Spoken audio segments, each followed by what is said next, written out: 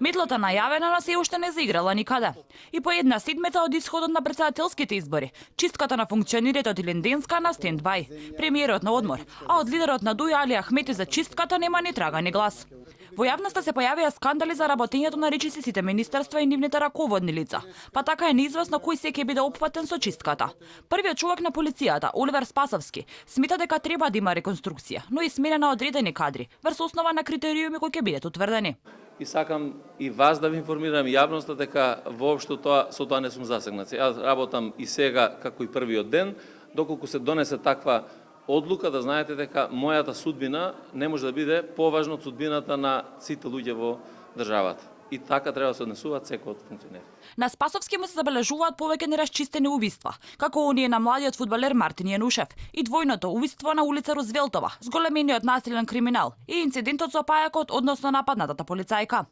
Од Министерството за образование пак, за чистката вела дека треба да се праша во владата, а не кај нив. Министерот Адеми вели дека тие засега се фокусирани на работата во Министерството. Ние сме фокусирани во работата што ја вршиме, и тоа максимално сме фокусирани и продолжуваме со нашите активности со предвидената динамика.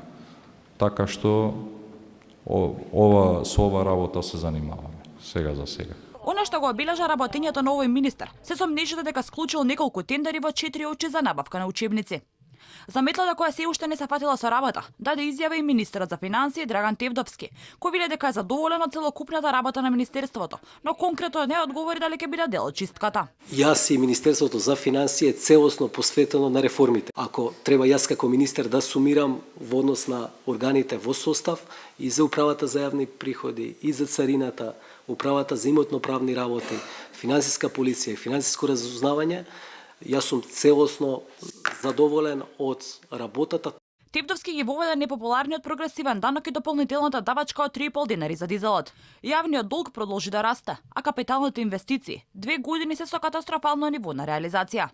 Најголем дел од министрите без ресор, вкупно 6 на број, речиси не се појавуваат во јавноста, но се уште не се знае дали метлата ќе заиграе кај нив. На тапет на јавноста беа и голем дел од вториот и третиот ешелон од власта, како директори во јавни и државни предпријатија, болници и клиники, поради партиски и непотистички вработувања, како и спорни јавни набавки.